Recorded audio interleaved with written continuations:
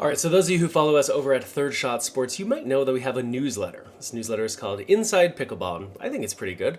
Goes out, it's free, goes out to tens of thousands of people. I forget what our last subscription number is. The point is, when we send out Inside Pickleball, you often give us feedback or you ask us questions, and I received a question lately from someone that I thought maybe we should address here. So this person's question had to do with the serve. They were saying that when they go out and they play pickleball, they are sure that they're following all the rules when you hit a regular serve, when you hit that ball out of the air. Making sure that your arm is going upward as you hit, that you make contact below your waist, and that the highest part of the paddle isn't above your wrist when you make contact, right? This would not be okay because it's above my wrist. This would be okay because it's not above my wrist, right? You get the idea. Now, this person was saying, well, wait a second, Mark. There is someone out there who tells me that I can't serve this way, that I'm not allowed to toss the ball up in the air, because that's what they did. Even though they weren't letting it bounce or anything, it was a regular serve, but they tossed the ball up in the air and then they hit it. And this person's friend was saying, no, can't do that, gotta just release it. Anyway, let's clarify things a little bit. When you're hitting a regular serve, that is hitting the ball out of the air before it has landed on the ground. It's not a drop serve, it is a regular serve. There are absolutely no rules about how you release that ball.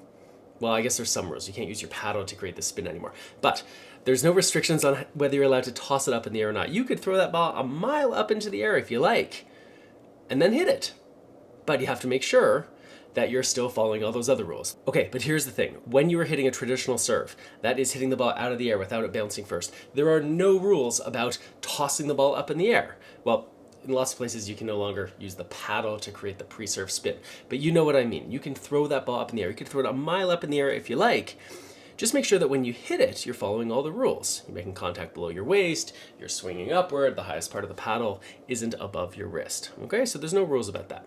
Where the rules come into play when it comes to releasing the ball, that is throwing it up, whatever, putting it down, is when you're using the drop serve. So when you're using a drop serve, you are not allowed to aid the dropping of the ball. So I can't throw it down into the ground and have it bounce up. I can't throw it up into the air and then have it bounce down. And why is that?